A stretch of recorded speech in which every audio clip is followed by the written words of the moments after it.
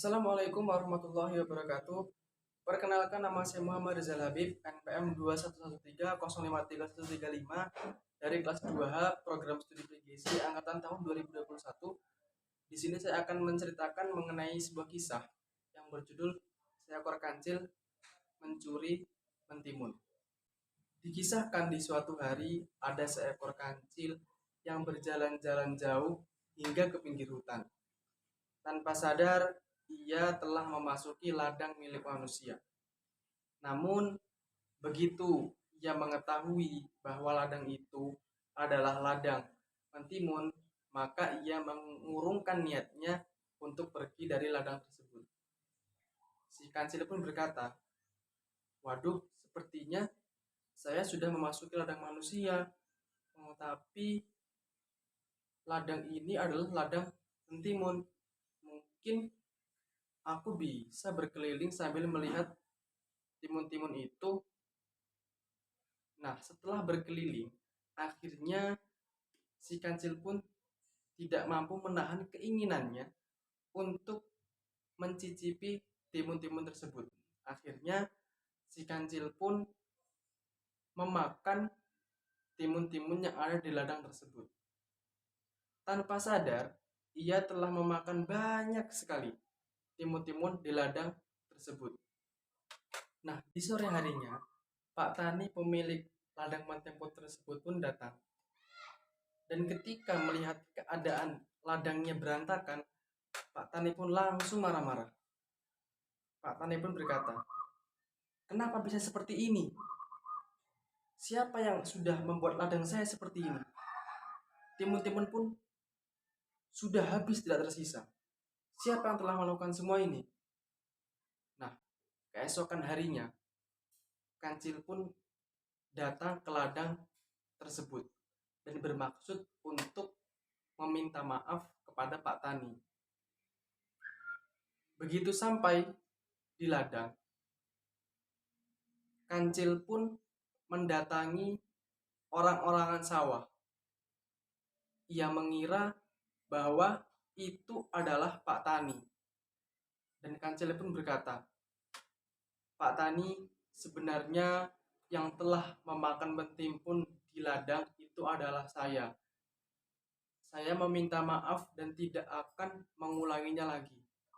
Nah, namun Pak Tani hanya diam saja. Karena penasaran, si kancil pun mengangkat kaki depannya dan menyentuh Pak Tani.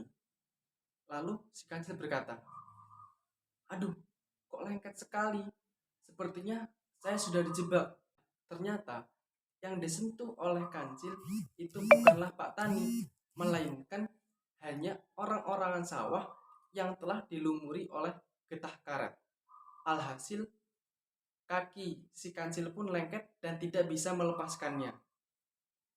Lalu akhirnya si kancil pun meminta pertolongan dengan berkata, "Tolong, tolong, tolong lepaskan saya. Siapapun yang mendengar ini, tolong lepaskan saya." Lalu Pak Tani pun datang dan berkata, "Akhirnya tertangkap juga kamu kancil, dasar pencuri yang rakus." Akhirnya Pak Tani pun membawa kancil pulang ke rumahnya dan mengurungnya. Pak Tani tidak ingin lagi mentimunnya rusak hanya gara-gara kancil. Dan Pak Tani pun berkata kepada kancil, "Hei kancil, kamu saya kurung di sini sampai panen mentimun saya selesai. Saya tidak ingin mentimun saya hancur gara-gara kamu." Kancil sungguh kesal karena ia tidak dapat membedakan antara Pak Tani dengan orang-orangan sawah. Kancil pun memutar otaknya untuk mencari cara bagaimana untuk keluar dari kurungan tersebut. Akhirnya si kancil pun mendapatkan sebuah ide yang cukup bagus. Si kancil pun berkata kepada anjing penjaga milik Pak Tani, "Wahai sobat, tahukah kamu mengapa saya dikurung di sini?" Anjing pun menjawab, "Adapun kamu dikurung di sini, itu karena kamu mencuri mentimun Pak Tani." Lalu si kancil berkata lagi, "Kamu salah. Sebenarnya Pak Tani ingin mengadakan sebuah pesta yang mana di sana ada banyak sekali daging panggang." Mendengar itu, anjing pun tersenyum lebar karena mendengar adanya daging panggang. Tapi si kancil berkata lagi, "Namun sayangnya kamu tidak diajak oleh Pak Tani. Kalau kamu mau, kamu bisa menggantikan posisi saya di sini karena saya tidak suka daging panggang."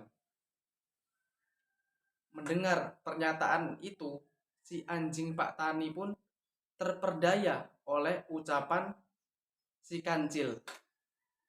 Dan akhirnya si anjing pun membukakan kurungan si kancil, dan si anjing lah yang masuk ke dalam kurungan itu. Setelah masuk ke dalam kurungan, si kancil pun cepat-cepat untuk mengunci kurungan tersebut. Lalu si kancil berkata, "Mohon maaf wahai sobat, saya sudah berbohong kepadamu."